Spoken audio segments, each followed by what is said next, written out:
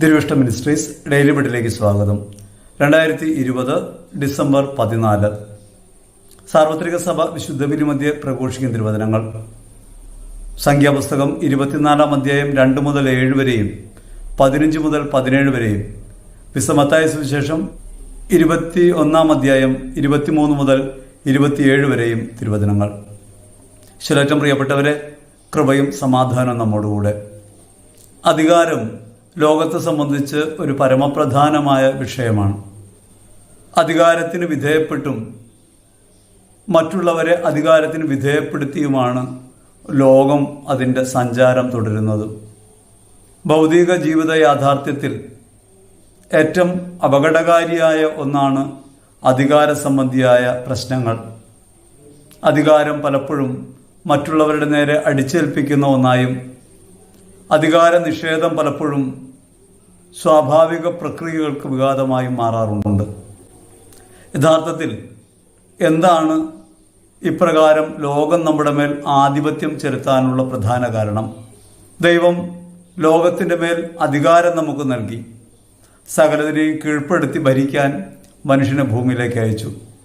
അവനാകട്ടെ ദൈവികമായ അധികാരത്തിൽ നിന്ന് അകന്നുപോയതുകൊണ്ട് ലോകം നമ്മുടെ മേൽ ആധിപത്യം പുലർത്തുകയും പിശാച് തൻ്റെ അധികാരത്തിൻ്റെ പരിധിയിലേക്ക് നമ്മെ നയിക്കുകയും ചെയ്തു. സുവിശേഷത്തിൽ യേശു അത്ഭുതങ്ങളും അടയാളങ്ങളും പ്രവർത്തിക്കുന്നു, രോഗികളെ സുഖപ്പെടുത്തുന്നു, പിശാച് ബാധിതരെ സുഖപ്പെടുത്തുന്നു, പൈശാചിക തിന്മയെ ബഹിഷ്കരിക്കുന്നു.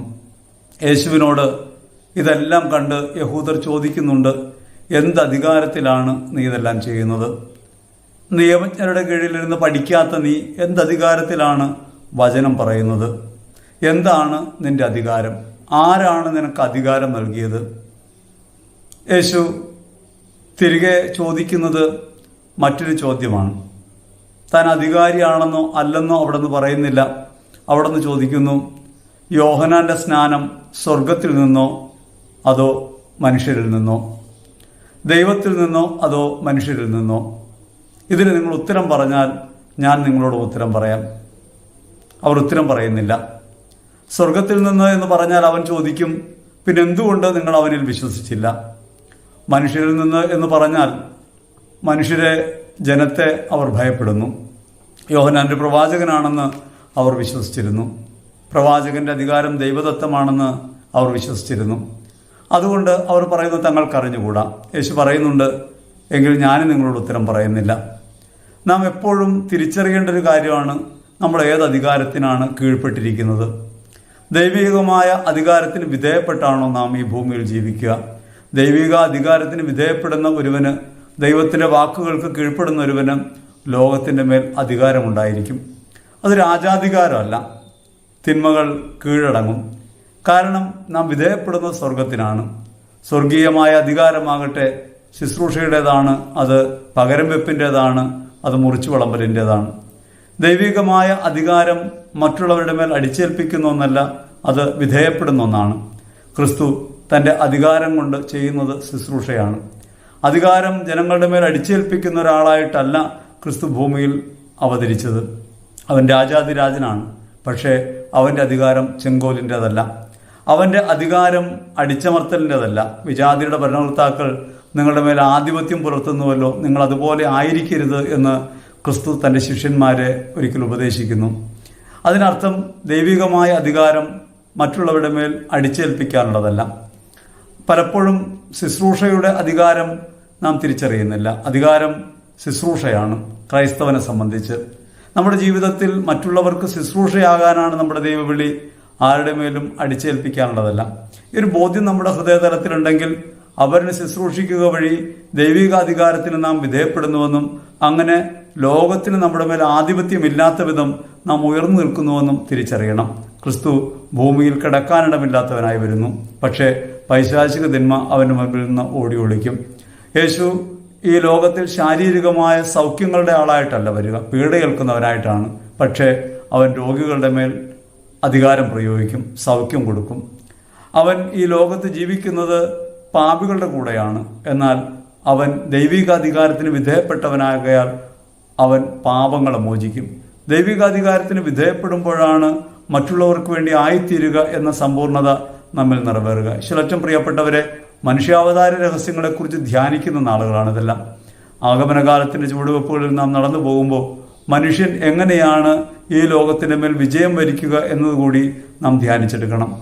നമ്മുടെ ജീവിതം പലപ്പോഴും ലോകത്തിന്റെ താല്പര്യങ്ങൾക്ക് വിധേയപ്പെട്ടാണ് ജീവിക്കുക. ഈ വിധേയത്വം ഒരു അടിമത്വമാണ്. യഥാർത്ഥത്തിൽ ലോകത്തിന്റെ ആധിപത്യത്തിന് വിധേയപ്പെടാതെ ലോക താല്പര്യങ്ങൾക്കെതിരായി ജീവിക്കാൻ കഴിയുമ്പോൾ, അല്ലെങ്കിൽ ലോകത്തിന്റെ പ്രലോഭനങ്ങളുടെ മീതെ നടക്കാൻ കഴിയുമ്പോൾ ദൈവികമായ അധികാരത്തിന് വിധേയപ്പെട്ടവരായിട്ടാണ് നാം ജീവിക്കുക. സ്വർഗം നമ്മുടെ ഇടമാണെന്ന് തിരിച്ചറിഞ്ഞാൽ, സ്വർഗസ്ഥനായ പിതാവാണ് നമ്മുടെ അധികാരി എന്ന് തിരിച്ചറിഞ്ഞാൽ, ക്രിസ്തു നമ്മെ വിലക്കി വാങ്ങിയിരിക്കുന്നു എന്ന ബോധ്യം നമുക്കുണ്ടായാൽ ഈ ലോകത്തിന്റെ താളത്തിനനുസരിച്ച് ജീവിക്കാൻ നമുക്ക് കടപ്പാടില്ല. അത് ഈ ലോകത്ത് മറ്റുള്ളവരുടെ മേൽ ആധിപത്യം പുലർത്തുന്ന അധികാരമല്ല നമുക്ക് പകർന്നു നൽകുക, മുറിച്ചു വിളമ്പലിൻ്റെതാണ്, ശുശ്രൂഷയുടേതാണ്. നമ്മുടെ ജീവിതം അവരന് വേണ്ടി ആയിത്തീരാൻ, മറ്റുള്ളവർക്ക് വേണ്ടി അർപ്പിക്കുന്നതായിത്തീരാൻ കഴിയുമ്പോഴാണ് യഥാർത്ഥമായി ദൈവികാധികാരത്തിന് വിധേയപ്പെട്ടവരായിട്ട് നമുക്ക് മാറാൻ കഴിയുക. ഈ ലോകത്തിന് നമ്മെ ഒന്നും ചെയ്യാൻ സാധ്യമല്ല. ഈ ലോകം നമ്മെ കൊന്നുകളയാം, പക്ഷേ നിത്യജീവനിലേക്ക് നാം പ്രവേശിക്കും. ഈ ലോകം നമ്മെ പീഡിപ്പിക്കാം, അത് മഹത്വത്തിന് കാരണമായിട്ട് മാറും. ഈ ലോകം നമ്മെ തിരസ്കരിക്കാം, അത് ക്രിസ്തുവിനോടുള്ള ചേർച്ചയായിട്ട് മാറും. അധികാരസമ്പൂർണനായ ക്രിസ്തുവിനെ ഹൃദയത്തിനകത്ത് ഉറപ്പിച്ചുകൊണ്ടും അവന് വിധേയപ്പെട്ടുകൊണ്ടും ജീവിക്കാൻ കഴിയുമ്പോൾ യഥാർത്ഥത്തിൽ നാം സ്വർഗീയമായ പ്രകാശത്തിലേക്ക് കടന്നു വരും. സംഖ്യാപുസ്തകത്തിൽ നമ്മൾ കാണുന്നുണ്ട് ബാലാം പ്രവാചകന്റെ പ്രവചനം. ബാലാം പ്രവാചകനെ ബാലക് രാജാവ് വിളിച്ചുകൊണ്ടു പോകുന്നത് തൻ്റെ നാട്ടിലേക്ക് കടന്നു വന്നിട്ടുള്ള ഇസ്രായേലിനെ ശപിക്കാൻ വേണ്ടിയാണ്. അവർ ഇങ്ങനെ വെട്ടുക്കിളി പോലെ പരന്നു വസിക്കുന്നു, കൂടാരങ്ങൾ അടിച്ച് വസിക്കുന്നു. അവരെ ശപിച്ചാൽ അവർ നശിച്ചു പോകുമെന്നാണ് ഇസ്രായേലിൽ പഴയ വിശ്വാസം. അപ്രകാരം ഒരു വിശ്വാസത്തിനാണ് ബാലക് രാജാവ് അവരെ കൊണ്ടുപോവുക.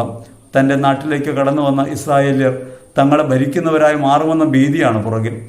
അപ്രകാരം ശപിക്കാനായി നിൽക്കുന്ന ബാലാം പ്രവാചകൻ ഇസ്രായേലിലെ കൂടാരങ്ങളെ കണ്ടിട്ട് അവരെ അനുഗ്രഹിക്കുകയാണ് ചെയ്യുക. നിങ്ങൾ നിറഞ്ഞു വസിക്കും, നിങ്ങൾ പെരുകും, നിങ്ങൾ അധികാരം കരസ്ഥമാക്കും എന്നെല്ലാം ബാലാം പറയുന്നു. ബാലാം പ്രവാചകൻ അതല്ലാതെ മറ്റൊന്ന് പറയാൻ സാധ്യമല്ല. യാക്കോബിൽ നിന്ന് ഒരു നക്ഷത്രം ഉദിക്കുമെന്നും ചെങ്കോൽ നിങ്ങൾക്ക് സ്ഥിരമായി ലഭിക്കുമെന്നും അവിടെ ബാലാം പ്രവാചകൻ പ്രവചിക്കും. ബാലാമിന്റെ പ്രവചനം കേവലമായ ഒരു രാജ്യത്തെ സംബന്ധിച്ച പ്രവചനം മാത്രമായിട്ട് കണക്കൂട്ടാൻ വയ്യ. അത് ക്രിസ്തുവിൽ നിലവേറുന്ന ഒരു യാഥാർത്ഥ്യത്തെക്കുറിച്ചാണ് പറയുക. ആ ക്രിസ്തു രാജാതിരാജനാണ്, എന്നേക്കും ലോകത്തെ ഭരിക്കുന്നവൻ. ഈ ലോകത്തിന് ക്രിസ്തുവിനെ കീഴ്പ്പെടുത്താൻ സാധ്യമല്ല. വെളിച്ചം അന്ധകാരത്തെ കീഴ്പ്പെടുത്തുന്നത് പോലെ ലോകത്തിലെ സാധാരണത്വത്തെ ക്രിസ്തു കീഴ്പ്പെടുത്തി. ഏറ്റവും പ്രിയപ്പെട്ടവരെ, മനുഷ്യാവതാര രഹസ്യം പൂർത്തിയാകുന്നത് നമ്മിലാണ്, നമ്മുടെ ജീവിതത്തിലാണ്. നാം ജീവിക്കുന്ന ജീവിത ചുറ്റുപാടിൽ ക്രിസ്തു രഹസ്യങ്ങളുടെ സമ്പൂർണ്ണത വെളിപ്പെടുത്തുന്നവരായി ജീവിക്കാൻ നാം അയക്കപ്പെടുന്നു.